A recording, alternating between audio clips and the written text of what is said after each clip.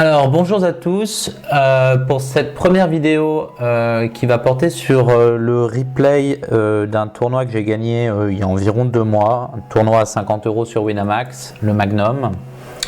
Voilà, un tournoi où il y avait pas mal de joueurs au départ parce que c'est celui du dimanche. Et donc je vous ai sélectionné des mains clés, des mains soit que j'ai gagné des pots importants, soit que j'ai perdu des pots importants. Pour voilà, voir comment s'est déroulé mon tournoi et comment je suis parvenu à aller au bout de ce tournoi là.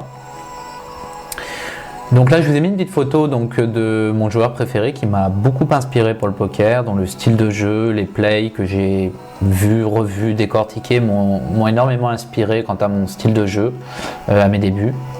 Donc ce joueur, tout le monde le connaît, c'est Phil Ivey, même si il a traversé une période un peu plus difficile depuis quelques années. Ça reste voilà, pour moi un joueur très complet qui joue, un joueur à la fois de tournoi et de cash game. Parce que voilà, moi je suis beaucoup plus un joueur de cash game à la base. Et le tournoi, ça fait seulement vraiment quelques temps que je m'y suis mis sérieusement, même si je joue de temps en temps en tournoi quand même. Mais on va dire que au moins 80% de mon jeu et de mes gains viennent clairement du cash game. Mais aujourd'hui, on est sur une vidéo de tournoi, puisque c'est ce que je fais le plus actuellement. J'estime en fait que, d'ailleurs peut-être un peu en retard, que effectivement l'argent est plus dans le poker en tournoi actuellement.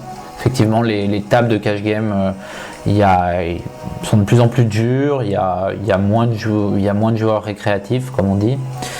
Et alors qu'en tournoi, ça c'en est plein. Et puis en plus de ça, il y a un côté, on va dire, stimulant dans le tournoi, un aspect plus compétition qui change un peu de la monotonie parfois du cash game. Donc effectivement, c'est bien de savoir un petit peu varier en fonction aussi de ses humeurs pour un joueur de poker, de sentir quand il en a marre par exemple en jouant au cash game, on sent une certaine monotonie, une certaine lassitude, de savoir se challenger, se dire là il faut peut-être que je fasse autre chose. Et c'est un petit peu ce qui s'est passé. J'ai eu une baisse de motivation en cash game et du coup là le fait de me remettre au tournoi m'a redonné beaucoup d'énergie, beaucoup de motivation et voilà. Même si au début je ne vous cache pas que la variance étant plus importante évidemment qu'en cash game, il y a des moments au départ où on peut un petit peu se laisser emporter quand on a une période un petit peu noire. Voilà. Donc je vais vous mettre également quelques statistiques concernant mes résultats en tournoi sur Winamax. Voilà les 3 pseudos que j'ai utilisés ces dernières années. Et voilà un petit peu, donc voilà, je suis un joueur gagnant en tournoi, même si je ne me considère pas comme un excellent joueur de tournoi, enfin, même si actuellement je ressens vraiment une grosse progression, aussi bien dans le jeu lui-même que dans les résultats. On voit bien, mon dernier pseudo, c'est celui que vous voyez en 3e sur la liste, Danger Zone, que j'ai utilisé pendant les 6 derniers mois environ. Où je jouais en alternance en cash game et en tournoi, mais comme je vous l'ai dit depuis peu, beaucoup plus en tournoi, depuis quelques mois, enfin depuis 2 mois pour être précis. Et donc voilà, les résultats commencent à être de plus en plus récurrents. Je suis de plus en plus à l'aise dans mon jeu, que j'ai énormément travaillé à froid, mon jeu en tournoi. Parce que c'est vrai que c'est assez différent du cash game, notamment plus se référer aux tailles de stack, au moment du tournoi. Donc voilà, donc on va commencer si vous le voulez bien, ou si vous le voulez pas c'est pareil, parce que c'est moi le chef de la vidéo. Ce replay donc du Magnum sur Winamax, tournoi à 50 € short-ended, donc 6 max. Et c'est parti. Donc nous commençons ici avec As-Dame suité UTG, donc que je vais open, j'imagine. On est déjà sur des mains de 150-300, donc parce qu'il n'y a pas dû avoir de main très intéressante avant. Donc on commence directement avec cette main. Donc là, j'imagine que je vais ouvrir environ un peu plus de 2x, hein, à partir des blindes 150-300.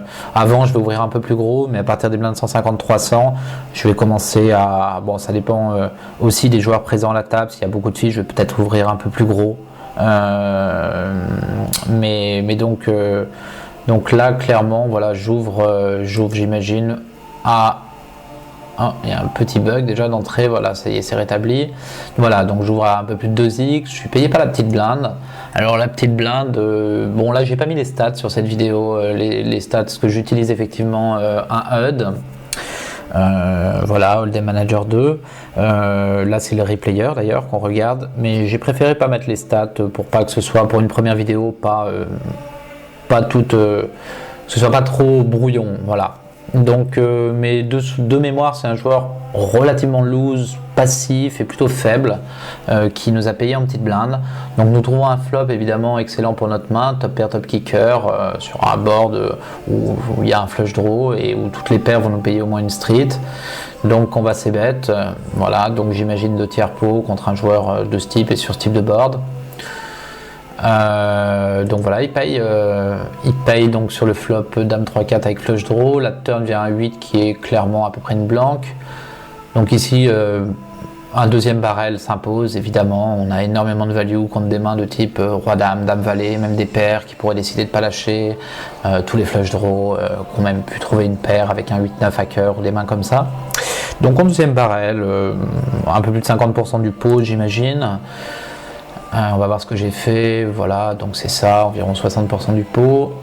Il décide de me payer encore. Arrive un 6 de cœur rivière qui fait rentrer la flush, le flush draw présent au flop. Ici on va voir ce que fait notre adversaire déjà dans un premier temps, parce que c'est lui, nous on est en position. Donc notre adversaire décide de shove, de pousser son stack. Alors, ici, je me rappelle plus exactement de ce que j'ai fait, mais là, en voyant cette main contre ce type de joueur, je pense que je préfère fold. Pourquoi ? Eh bien parce que ici, je pense pas qu'il shove n'importe quelle dame comme de manière complètement donkey river. Ici, c'est relativement rare. On va dire même chez des joueurs relativement faibles, ils préfèrent raise top pair avant pour protection contre les cœurs, etc. Tourner une main en bluff, c'est-à-dire une paire qu'il aurait un As-3, As-4, peut-être de temps en temps, mais je pense de manière assez marginale. Et bon, il paye 2 fois, légitimement il peut représenter un flush draw. Ici, je pense que le bet c'est un peu moins de la taille du pot. On peut sur un rate particulier clairement contre si on a vu qu'un joueur était capable de bluff, clairement dans ce cas-là c'est un call très facile. Maintenant ici sans info particulière, je pense qu'on peut clairement fold top pair top kicker ici. Voilà, donc je sais pas ce que j'ai fait, mais donc oui, j'ai fold cette main. Donc voilà, j'ai décidé de fold. À ce moment-là, je suis à froid, plutôt en accord avec ma décision, même si on peut call contre certains profils clairement ici. Donc on passe à la main suivante. Voyons voir un petit peu, encore As-Dame, cette fois dépareillé en petite blinde. Donc on va voir l'action, pas d'action jusqu'à moi, donc j'ouvre cette fois un peu plus gros, 2,5x en small blind. On peut même aller jusqu'à 3x en fonction de... Ça c'est vraiment pour moi ville indépendant, c'est-à-dire en fonction du profil d'adversaire que j'ai face à moi, et peut-être aussi un peu de la taille des stacks. Donc mon adversaire, qui je crois est un reg, décide de me call. Donc ici... le flop arrive As-6-4 avec un tirage couleur à pique, donc je fais top pair second kicker. Bon ici évidemment un c-bet évident. Voilà, un peu moins de moitié du pot. Mon adversaire me paye.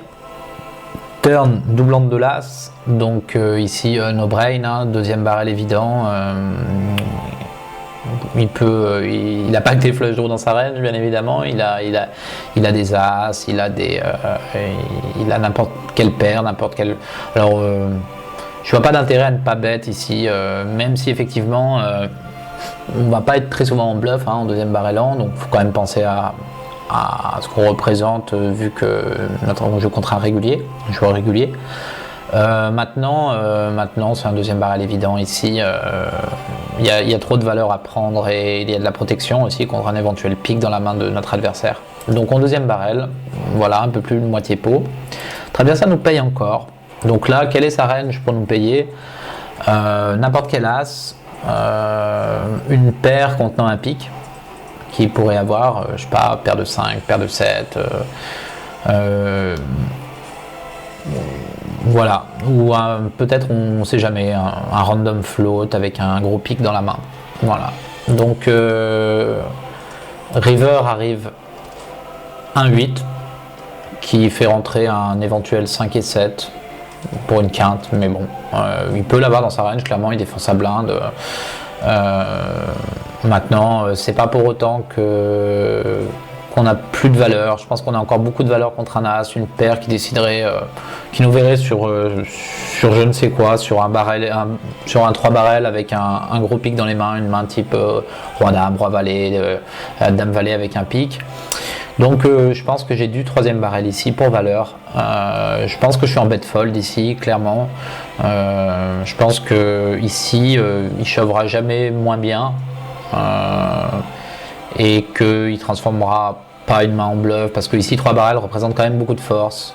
Donc il faudrait vraiment un adversaire très très agressif pour imaginer un. Donc voilà, on est en bet fold river ici très clairement.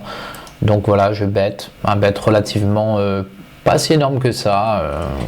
J'aurais peut-être pu mettre un peu plus cher ici, mais bon, en même temps, voilà, on n'a pas la flush, donc on veut être payé ici par moins bien, donc voilà, c'est pour ça que j'ai pas mis un sizing plus gros que ça.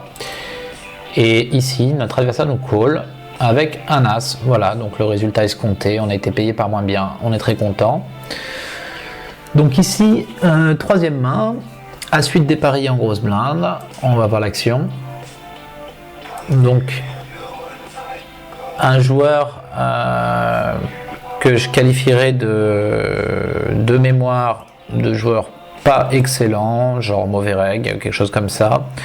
Donc open à 2x sur ma grosse blinde depuis le hijack. Ici, il l'a ouvert avec quelque chose comme 35 blindes, quelque chose comme, enfin un peu moins, 32, 33 blindes. Ouais, si c'est ça, 35 blindes environ. Donc j'ai décidé de le tribet. C'est une zone où bon, il peut éventuellement me faire un petit 4bet sans totalement se committer, mais enfin défendre à suite ici, ça peut se défendre. C'est une main, disons mais ici contre sa position d'open, pour moi la défense est pas bonne, clairement, est vraiment pas bonne. Donc si on veut jouer la main ici, il faut la jouer de manière agressive pré-flop, 3 bêtes et essayer de mettre de la pression à notre adversaire et de surreprésenter notre main, clairement. Après j'aurais très bien pu fold aussi, mais si j'ai 3 bêtes ici, c'est que ce joueur devait être très très loose. Déjà je devais jouer beaucoup de mains. Donc voilà, j'ai décidé de 3 bêtes cette main. Mon adversaire me paye. Nous arrivons sur un flop 5-4-2 monocolore tout à pic. Donc bon, ici pas grand chose à faire si ce n'est ses bêtes sur ce type de board, même si évidemment on ne pourra pas assumer un raise, on ne pourra pas aller plus loin, c'est un c-bet a priori give up, même s'il peut toujours tout se passer, il faut voir, mais on s'est bet avec notre gut shot en espérant lui faire fold. Effectivement, on peut se faire raise par moins bien, par des rois dames avec un roi de pique, par des voilà, roi dame, roi valet, on peut se faire raise par moins bien, mais pour la jouabilité, je vois pas comment on pourrait envisager un autre play que de c-bet ici. Je vois pas du tout un check call, un check raise, ou même bet 3 bêtes et beaucoup trop spiwi, je pense. Si on c-bet qui vient nous raise et de shove par dessus, ça me paraît beaucoup trop spiwi ici. Donc on va c-bet et espérer gagner le pot sur notre c-bet. Donc on c-bet, j'ai c-bet assez gros quand même, parce que Enfin, j'ai assez gros. Tout est relatif, mais pour un trivet pot, tout dépend des textures. Après, sur des boards très secs, je vais très souvent ces bêtes un tiers pot en tournoi. Et maintenant ici, voilà, j'ai ces bêtes un peu plus chères. Donc mon adversaire me paye. Donc là, ça va être compliqué de continuer sur ce coup. Sauf que ici, on touche quand même une très bonne carte à la turn, on fait quinte maintenant. Donc la gutshot est rentrée. Donc si turn, on a beaucoup d'as dans notre range, clairement.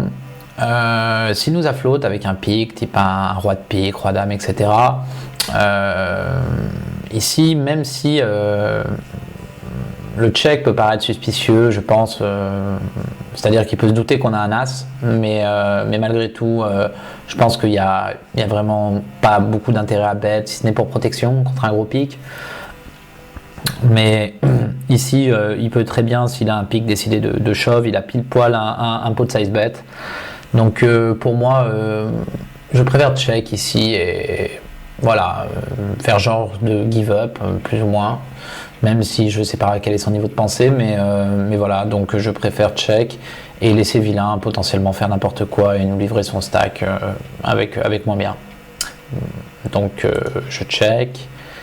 Mon adversaire check également. Et river arrive à un as, évidemment qui est pas génial parce que maintenant, bon bah, il y a quinte au board, hein, donc et bon, ni lui ni moi n'avons le 6, hein, manifestement. Donc bon bah j'imagine que j'ai dû shove et que j'ai dû être payé. Parce que là quand même, je le vois difficilement fold le board, même quoique sait-on jamais. Donc j'ai chip. Et mon adversaire a fold. Bon, et ben très très bonne nouvelle. Donc nous gagnons ce pot. Donc il a décidé de ne pas payer pour le split. Ce qui est un petit peu étrange dans le sens où j'ai quasiment jamais les piques ici. J'ai quasiment jamais le 6. Donc il y a quasiment tout le temps un split. Mais bon, on est content, on prend ce pot et donc on continue. As-4 off en big blind, on va voir l'action. Donc toujours le même vilain décide d'open à 2x. Ici avec As-4, j'ai décidé de défendre cette fois contre le cut-off. Disons que voilà, c'est une main qui connecte un peu mieux déjà les boards que As-8 off. On peut faire des quintes avec As-4. En plus, notre adversaire ici ouvre cut-off. Donc ça me dérange moins de call que contre quelqu'un qui ouvre un MP ou hijack. Voilà, donc là je décide de défendre. Le flop arrive As-10-10, donc on fait top pair no kicker ici sur ce board. Évidemment on check. Notre adversaire décide de checker back. Donc ici, quand il check back, il peut avoir un as. Il peut avoir un as genre no kicker comme nous. Hein. Ou il peut aussi avoir des mains, après ça dépend de ses fréquences de ses bêtes, mais du type, je sais pas, un roi high qui décide de passer bête. Une paire serait plus surprenant quand même. Donc arrive une dame de pique turn. Ici maintenant,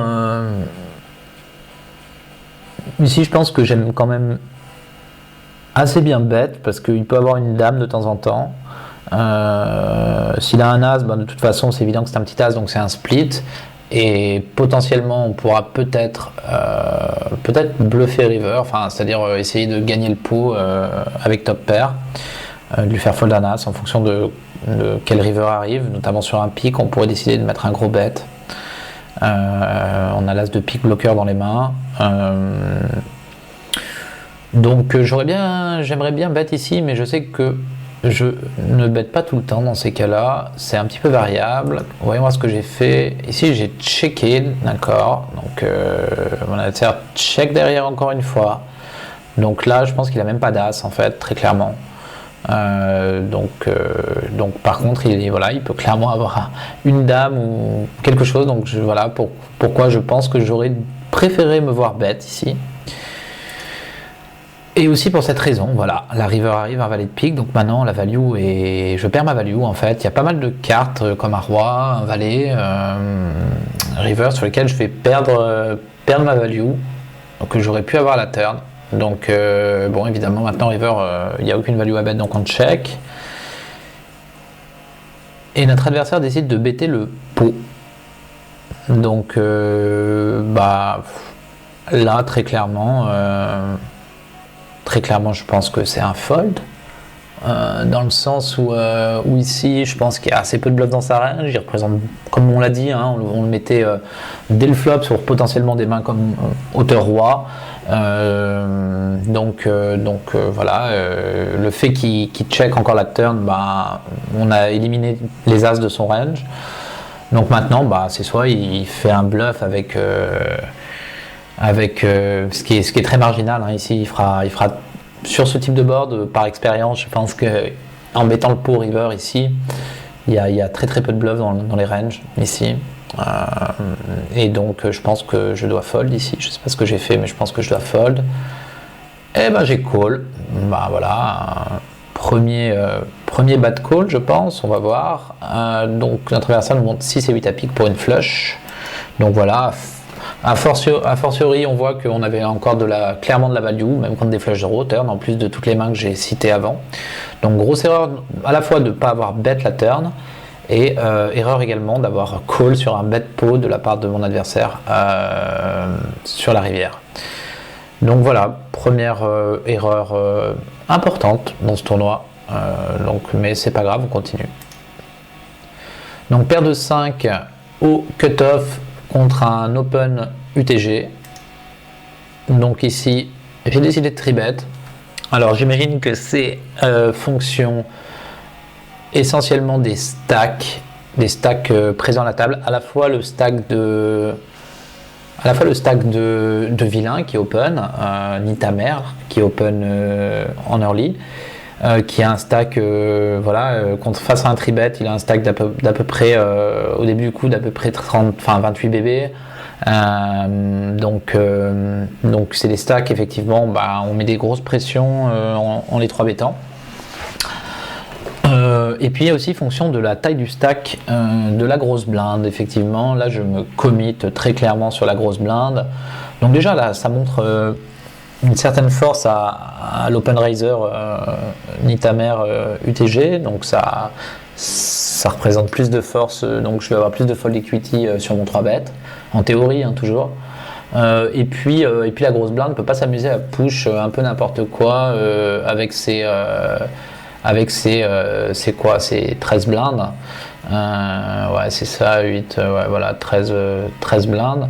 Donc il peut pas, il sait que je suis commit sur lui, donc je vais lui faire fold énormément de coin flip qu'il aurait potentiellement shove. Voilà, donc c'est pour ça que je 3-bet. Donc ici mon adversaire UTG décide de call, arrive à flop valet 9-4 rainbow, mon adversaire check. Ici, on a 2 choix qui s'offrent à nous, le fait de c-bet et le fait de checker back. Faut voir un petit peu le pour et le contre. Il y a des joueurs qui c-betteraient un peu sans réfléchir ici, je pense que c'est une erreur. Le pot fait 9650, donc vilain, son tapis est de 16 000, soit 1,6-1,7 fois la taille du pot. Donc ici évidemment s'il a des mains type roi dame, n'importe quel draw, va check raise all in, c'est évident. Maintenant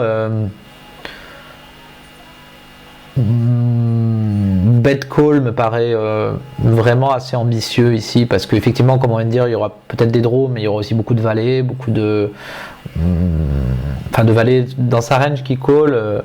Il y a beaucoup effectivement de roi dame, de as valet, des mains de ce type, je pense, des mains qui n'ont pas envie de shove directement, qui ont des mains un petit peu trop faibles pour envoyer 28 blindes, mais beaucoup de mains même suitées, type roi dame suité, des mains comme ça, as valet suité. Donc ici j'ai pas envie de bet fold, j'ai pas envie de bet call, donc un peu par défaut je vais checker. je vais checker, et après évidemment, bon, bah, il y a des cartes turn sur lesquelles un 10, une dame, sur un lead de la part de mon adversaire, je vais devoir fold évidemment. Mais c'est pas grave, donc je décide, j'imagine, de checker back, c'est qui est le cas. Voilà, bah, le 10 pim, le 10 turn qui fait que bah, sur un bet de sa barre je vais fold, mais ici mon adversaire check, donc bah, je check back. Voilà, j'espère un free showdown à ce moment-là. Je serre un peu les fesses et je me dis bon, j'ai peut-être encore la meilleure main, même si maintenant, bon, ça dépend du profil, mais bon, j'ai une manière assez marginale la meilleure main, je pense quand même. Et un 3 river, et mon adversaire recheck, et ici aucune value, ou enfin, faut vraiment pour imaginer value, ben, faudrait qu'il nous ait payé avec des mains comme As-3, As-4, bon, paire de 2, évidemment, on a un peu de value, mais bon, enfin ici, je pense qu'il faut checker back, il n'y a pas trop matière à value, même si j'aime souvent value bet fin dans beaucoup de spots, là, c'est quand même un peu trop sin à mon goût, voilà. Donc, je check back, et mon adversaire montre As-4, donc effectivement, il y avait potentiellement un peu de value, je ne sais pas s'il m'aurait payé avec As-4, mais donc en tout cas on gagne la main et on est très content. Next end, As-10 off en petite blinde, tout le monde fold jusqu'au bouton, qui décide d'ouvrir cette fois à 2,5x au bouton. Bon ici, voilà, moi j'ai 35 blindes, donc toujours pareil, un bon stack pour 3 bêtes. Parce que là clairement il peut pas 4 bêtes sans se commit, donc voilà, il est au bouton, il open, j'ai quand même une main qui est largement devant son range d'open au bouton. On a vu qu'il pouvait me payer assez light, hein, il m'a payé tout à l'heure alors qu'il a ouvert UTG avec As-4 suité, donc bon, je domine clairement son range, donc pas grand chose à dire. Je 3 bêtes pour valeur ici. Mon adversaire décide de me call. Bon, on a vu qu'il lâchait pas trop sur les 3 bêtes. Arrive un flop king high, donc hauteur roi, roi 9-7. Donc ici évidemment, bah, ça touche plus notre range que la sienne. Donc on va c-bet ce flop de toute façon, c'est évident. Donc je c-bet cette fois, j'imagine pas trop cher. Oui, voilà, 6765 dans 16500. Donc ce qui fait environ un petit 40% du pot. Mon adversaire décide de me call. Donc là, sa range de call, c'est intéressant. Bon, évidemment, il y a des mains comme un roi. Il y a quelques rois, des rois valets, rois dames. Après, il va y avoir des valets 10, dames valets, qui ont une gut shot et qui, je pense, ne lâcheront pas, sachant que vu qu'il y a un roi au flop, je vais c-bet énormément et give up pas mal après. Qu'est-ce qu'il peut y avoir d'autre? Il peut y avoir beaucoup de choses. On a vu qu'il payait assez light, donc il peut même float avec des gut shots de l'idiot, comme on dit, des 5-6 suités. Il peut aussi avoir, je sais pas, un 8-9, un 9-10. Enfin, il y a beaucoup de mains qui peuvent nous payer au flop. Donc voilà, je c-bet. Turn arrive un 8 qui nous rajoute de l'équité. Parce que maintenant on a un tirage cam par les deux bouts et une overcard par rapport à la top pair du board, mais néanmoins cette carte touche quand même plus son range que le nôtre, mais bon là enfin on va pas trop niaiser, je dirais, dans le sens où il nous reste 2 tiers pot. On peut clairement être crédible sur un roi en poussant all-in ici. Je pense pas qu'il nous voit. Il y a vraiment que des mains comme celles qu'on a à As-10 qui vont pousser en semi-bluff en fait ici. Quelques peut-être As-X à trèfle également. Mais bon, donc ici de toute façon je vois rien d'autre à faire que de shove. C'est relativement évident, mais d'espérer que vilain ne puisse pas nous payer une main. On a vu qu'il paye des mains vraiment très light, donc il peut avoir des As-8, As-9, As-7, enfin plutôt As-9, As-7, est-ce que le 8 vient turn, mais il peut avoir n'importe quoi. On a vu qu'il payait très light les 3 bêtes tout à l'heure avec As-4, donc ici pas trop de questions à se poser, c'est un shove relativement évident, donc oui, j'ai shove, et mon adversaire a fold, ce qui est un bon résultat. Nous gagnons ce pot avec hauteur As. Donc main suivante, As-9 off en big blind. Alors toujours notre ami décide de cette fois mini raise au bouton. On a vu qu'il avait fait 2,5x avant. Donc là il mini raise, payé par la petite blinde qui a environ 27 blindes au début du coup. Je dirais que c'est les stacks parfaits pour placer un petit squeeze. Donc là il est hors de question de call, hein. Avec surtout avec une main As-9 off qui joue vraiment très très mal post-flop, c'est évident qu'il faut faire un petit squeeze, j'imagine environ à 6000 ici. Donc oui, c'est ce que j'ai fait, 6000. Bon, alors lui il a décidé de vraiment rien lâcher apparemment, hein, parce qu'il paye encore. La petite blinde folle par contre. Le flop arrive Dame 10-6 avec un tirage couleur à carreau. J'ai l'As de carreau. Bon, ici de toute façon, c'est vrai que c'est un flop sur lequel je sens que par rapport à sa range de call, je ne vais pas avoir une énorme fold equity, mais je peux rien faire d'autre que c'est bête. Et potentiellement 3 barrels pas mal ici. 3 barrels chauffe pas mal parce qu'on a quand même les carreaux à barrel.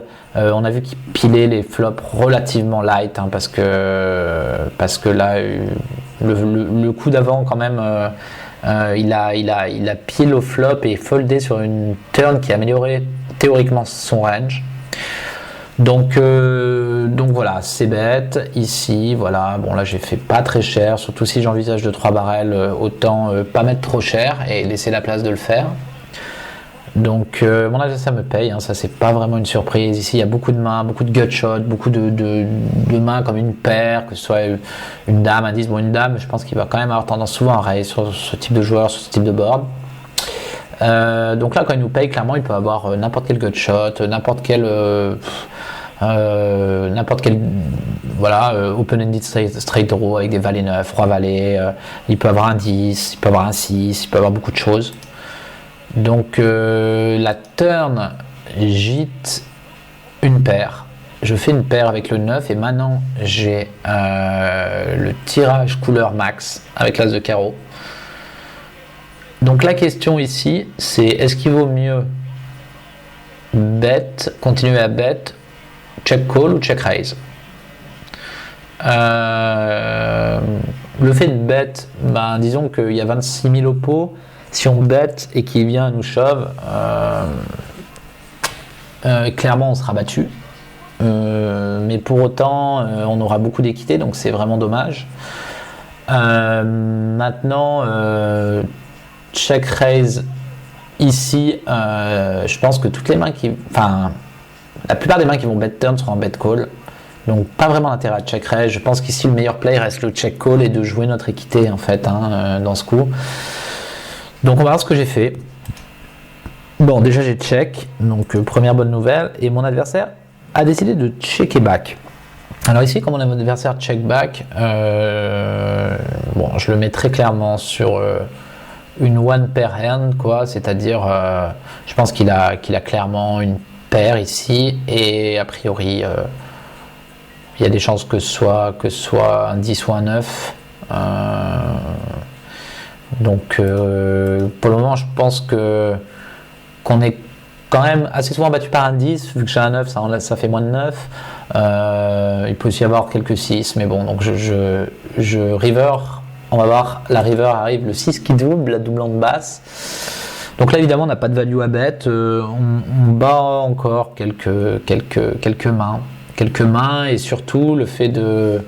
Enfin, on n'en bat pas des tonnes, parce que comme je dis, je le vois beaucoup sur un 10 ici, je sais pas pourquoi, mais c'est mon read, en tout cas à froid. Ici, donc, on n'a pas de value, et ici, bluffer pour faire fold un 10, vu l'action et qu'on a checké turn, je suis pas super fan, quoi, je trouve pas ça bon, clairement.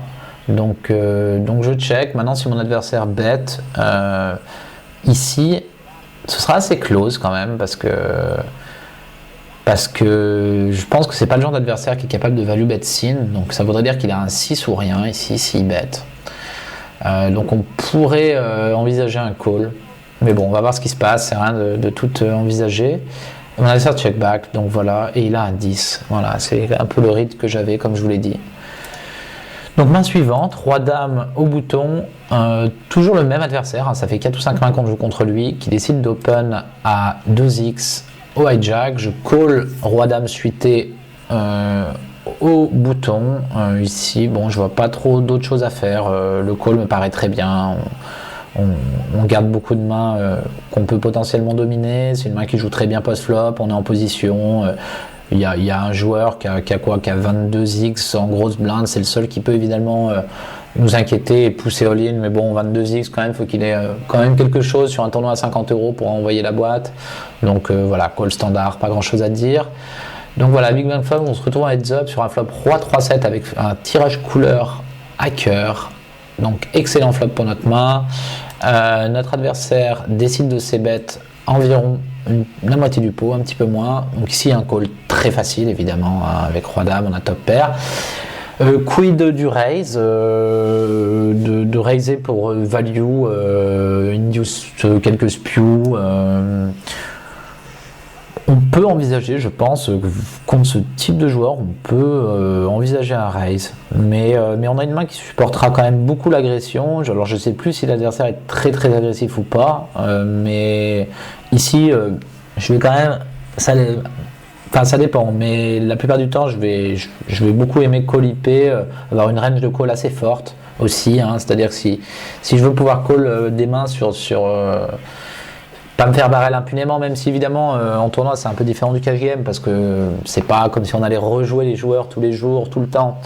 Donc faire attention à équilibrer, c'est vrai que c'est ça aussi les adaptations par rapport au jeu de cash game où je pense toujours énormément à équilibrer mes ranges, mes plays, un petit peu l'aspect GTO dont on parlera vraisemblablement une autre fois dans une autre vidéo. Mais là en tournoi, voilà, je vois pas trop l'intérêt, donc on peut envisager clairement de... Et puis on est un peu deep ici quand même pour go broke contre moins bien. Mais bon, en tournant, on ne sait jamais. C'est vrai qu'un adversaire qui a top pair, hein, si la roi valet, faut faire attention à ne pas perdre de value dans certains spots, contre certains profils, à tout mettre beaucoup plus light qu'en cash game, hein, même relativement deep parfois. Bon, ici j'ai décidé de call en tout cas, donc on va voir la suite du coup. Arrive une entre guillemets blanque, voilà, plutôt une blanque à la turn, un 9. Donc mon adversaire décide de deuxième barrel, voilà, un peu plus de 50% du pot. Ici, maintenant qu'on a call au flop, évidemment, hein, on n'a rien d'autre à faire si ce n'est call la turn.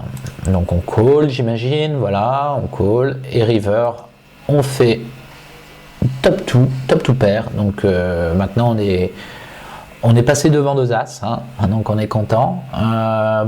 10 valets a pu nous chatter, s'il a ouvert 10 valets et qu'il a 2 barrels et rentré sa gut shot. Mais bon, on a une main très forte évidemment, maintenant on est prêt à tout mettre. Donc mon adversaire décide de 3e barrel, un peu plus de la moitié du pot encore. Ici, je pense que j'ai 22 000 de plus. Il y a potentiellement un flush draw qui a miss, même si bon, je pense pas qu'il s'imagine que je vais très souvent bluff ici. Mais je pense que ici, bon, je devrais shove, même si souvent on se dirait est-ce qu'on est payé par moins bien en shovant. Bon, déjà si notre adversaire a une main comme As-Roi ou 2 As, il n'est pas évident qu'il la fold ici. Ça dépend vraiment du profil et il n'y a pas beaucoup plus, donc je pense que je dois shove ici très clairement. Donc je sais plus du tout ce que j'ai fait. Hein. Bon, manifestement j'ai décidé de just call et je pense que c'est une erreur ici en tournoi. Alors bon, ce tournoi je l'ai joué il y a déjà 2 mois, donc ça faisait un mois que je jouais en tournoi, donc mais malgré tout je pense que c'est une erreur ici. J'aurais préféré un shove, même si là bon, notre adversaire ne nous aurait pas payé. Parce qu'effectivement il a hauteur as, donc il a rien, il était en pur bluff, il a 3 barrels en pur bluff, donc une belle livraison, c'est plutôt cool.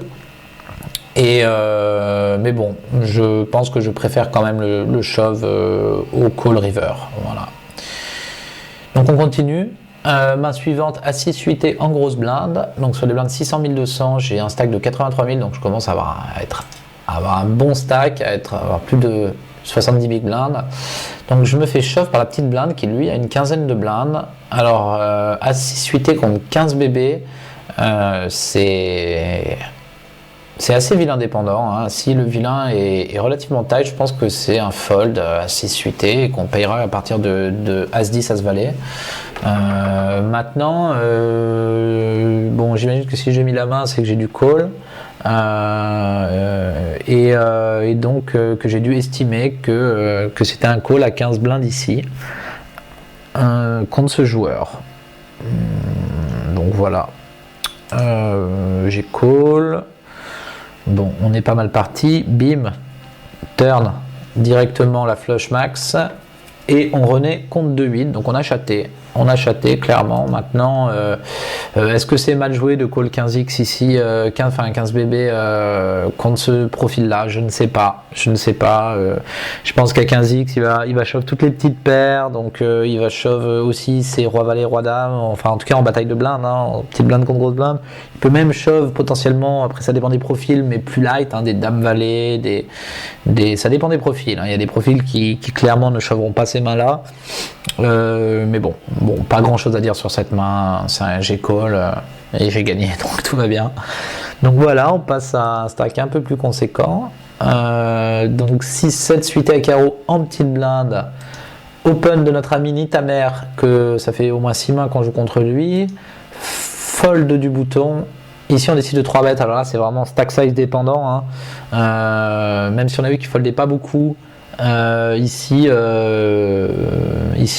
a le bon stack pour tribet. On a une main qui peut toucher un flop, avec laquelle, si on touche quelque chose, on pourra facilement tout mettre.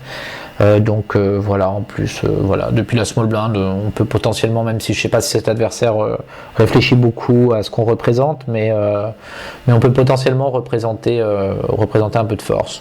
Enfin voilà, c'est surtout une histoire de stack size ici. Donc je tribet, la grosse blinde fold et mon adversaire, pour une énième fois, décide de nous call. Arrive un flop 6, 3-2 où on fait top pair, donc un très bon flop pour notre main. Évidemment, quand on 3 bet avec 6 et 7, on est très très content de voir ce flop. Donc ici, on va évidemment c-bet. Je vois pas d'intérêt à check dans le sens où c'est pas dit que si on check vilain bet, hein, on a bien vu, il a pas fait preuve d'une agressivité énorme tout à l'heure. Voilà, il avait son 10, il l'a checké. Enfin, il a montré être surtout très loose pré-flop, c'est bien dans ses open que dans ses calls de tribet, mais il n'a pas montré beaucoup d'agressivité post-flop. Donc, et puis de toute façon, s'il en avait montré, ici on a top pair, on peut envisager.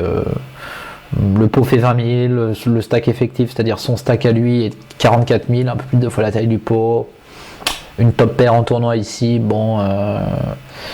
On sera pas très content d'aller all-in sur le flop, mais bon, il y a quand même des paires de 5, des paires de 4, des As-2, As-3, As-4, As-5. On a vu tout à l'heure, ils avaient payé As-4 qui peuvent décider de shove. Donc ici, bon, très clairement, on va considérer que c'est setup et tout mettre si on venait à être raise. Donc je sais bet, j'imagine, voilà, donc je fais assez petit, donc peut-être que je veux induce justement un raise bluff de mon adversaire.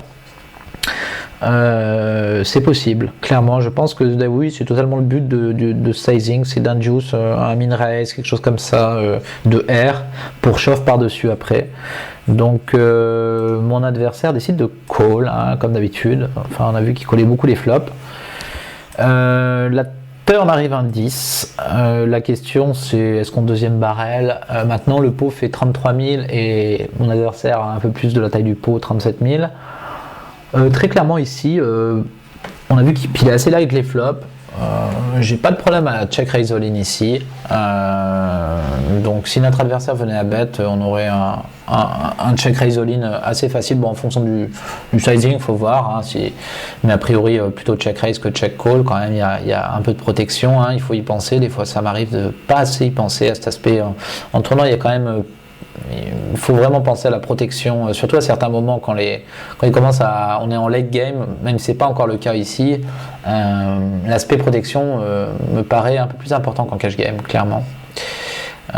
Donc ici je check et mon adversaire check. Donc toujours la même passivité. Donc là, à ce moment-là, quand il check back cette turn, je pense avoir la meilleure main tout le temps, clairement tout le temps. Parce que s'il a un 10 il va le bet, s'il avait eu mieux qu'un 6 au flop il aurait raise ou voilà. Donc river arrive une dame, Ici, évidemment, on n'a plus aucune value. Je pense pas qu'on soit payé par moins bien très souvent. Peut-être une paire 5, paire 4 qui déciderait de pas nous croire, mais c'est relativement marginal. Donc ici, je pense que je suis en check call. Et si mon adversaire a float avec une dame et qu'il a fait la dame, bah, bravo à lui. Voilà. Donc je check et mon adversaire check back et nous montre As-Valet pour hauteur As et nous remportons ce pot. Donc on passe à un bon stack. Maintenant on est chip leader, non pas chip leader de la table, il y a Nedzagem qui a un plus gros stack, mais on est pas mal. Donc ici Dame 9 suité, toujours contre le même adversaire qui décide de min-raise son bouton. Donc là, lui il a quoi? Il a un truc comme 45 bébés, on est encore assez deep. Ici, c'est une main que je vais bien aimer défendre, Dame 9 suité. Je vais pas du tout forcément la tribette. C'est une main qui joue bien post-flop sur un min-raise du bouton.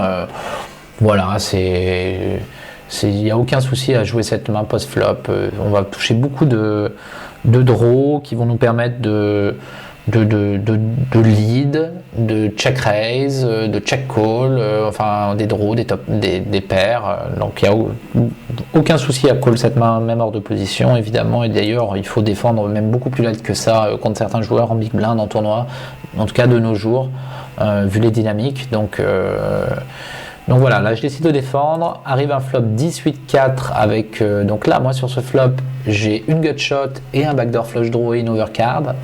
Par rapport à la plus haute carte du flop. Donc ici évidemment on a un très bon flop. Maintenant la question vient comment jouer cette main. Faut voir. On a vu que notre adversaire était relativement passif. Ici, moi j'aime bien essayer de prendre le coup tout de suite. En donkant, en leadant sur ce flop, on peut représenter pas mal de force. Et si notre adversaire a rien, je pense pas qu'il va s'amuser à trop playback ici, ce genre de flop, parce que quand on lead, on représente quand même de la force. Donc avec hauteur dame et voilà, et beaucoup de cartes à barrel. J'aime beaucoup lead ici. Alors je sais plus ce que j'ai fait, mais en tout cas là à froid j'aime beaucoup lead plutôt que check raise ou check call. Donc c'est ce que j'ai fait, j'ai lead 40% du pot, quelque chose comme ça. Mon adversaire a call. Turn arrive un 7, donc qui évidemment améliore notre équité, parce que maintenant on a au lieu d'avoir une gut shot, on a une open-ended.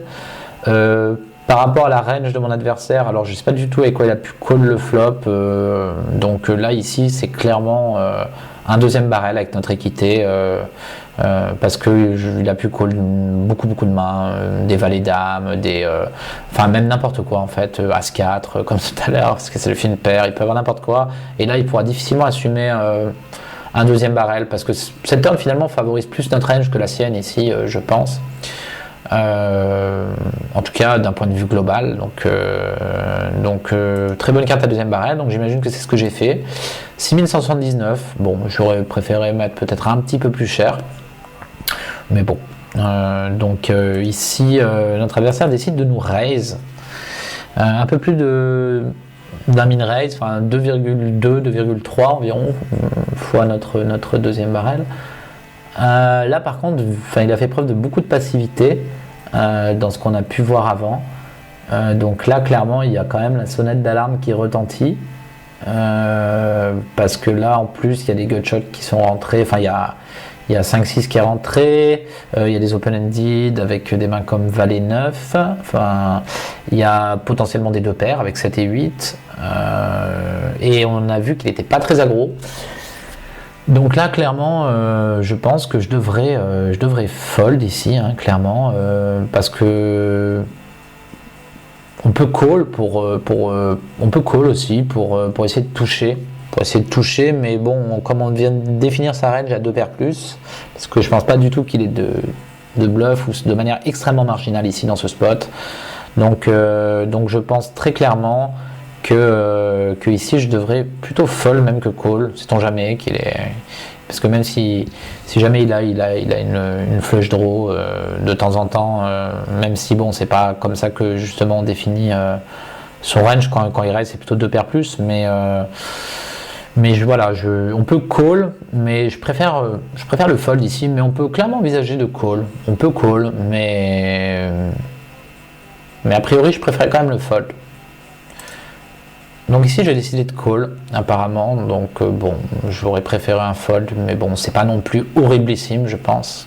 C'est pas génial, mais bon, parce qu'on n'a pas l'équité. Enfin, après, ça dépend. Tout vient de si on touche, est-ce qu'il va nous payer. Parce que là, le problème, c'est que si on touche, c'est quand même assez visible.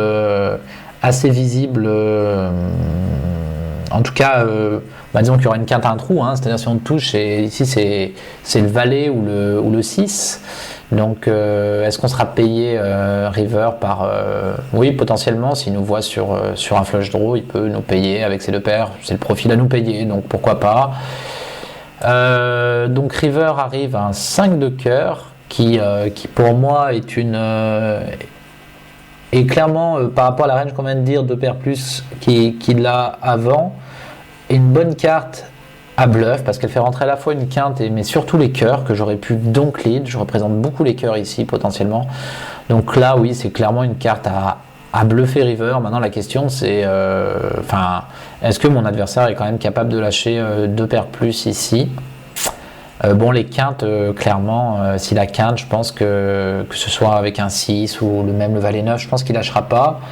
Maintenant, ces 2 paires, je pense quand même qu'il va les fold, mais sait-on jamais en tournoi contre ce genre d'adversaire. Donc bluffer cette river, bon, évidemment, on a dame on peut pas gagner au showdown, hein, ça c'est plus qu'évident, mais pour autant, s'il y a une carte à bluff, c'est bien celle-là. Donc essayez de bluffer, why not, même si bon, il faut quand même légitimer un bluff par la fold equity qu'on a. Et ici, c'est pas forcément évident. Bon, une quinte, je pense pas qu'il la lâche, je pense qu'il la lâche jamais. Maintenant, des 2 paires avec 7-8, tout ça, c'est des mains qu'il peut potentiellement lâcher sur un bet assez conséquent, au moins 2 tiers pot, voire même pot ici, voire même over bet all-in. Hein. Je pense qu'ici, même si on veut bluff, le mieux est clairement de faire tapis, en fait, tout simplement. Donc, je sais pas ce que j'ai fait. Bon, déjà, j'ai bluff, mais j'ai bluff pas si cher que ça, enfin, un bet quand même conséquent, hein, mais le minimum de ce que j'aurais pu mettre en bluff ici, c'est-à-dire un bet à peu près de 2 tiers pot. Donc, même peut-être un petit peu moins. Donc pour faire folder une range de 2 paires, c'est quand même assez moyen, quoi. C'est quand même assez moyen. Parce que là, il peut se passer des calls. J'aurais dû faire all-in ici. Si je veux bluff, faut pas faire les choses à moitié. Je pense que j'aurais dû mettre tout simplement. Donc ici, notre adversaire décide de nous payer et il a valet 9. Donc pour la quinte max, et je pense qu'effectivement j'ai fait des économies du coup, même si c'est pas ça justifie pas pour autant le fait de ne pas avoir fait all-in, qui aurait été meilleur de manière générale, je pense. Mais je pense pas qu'il aurait fold, quoique sait-on jamais, qui se disent il a forcément les cœurs et qui décide de fold, mais ça m'étonnerait quand même que même sur un bet all-in il est fold cette main. Je vois pas ce genre de joueur folder ici. Ce type de main, même sur un overbet all-in, mais sait-on jamais. Dans tous les cas, je pense que j'aurais dû overbet all-in.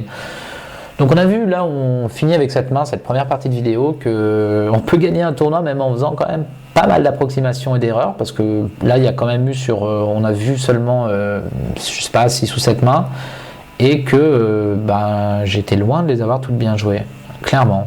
Même cette dernière main, où déjà le call turn est relativement close, et où river, le bluff est envisageable, mais dans ce cas-là, il faut faire all-in et il ne faut pas bet comme je l'ai fait 55-60% pot.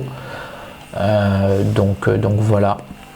Donc je vous retrouve prochainement pour la deuxième partie de cette victoire du Magnum. Je vous dis à bientôt et bonne chance au table. Bye bye.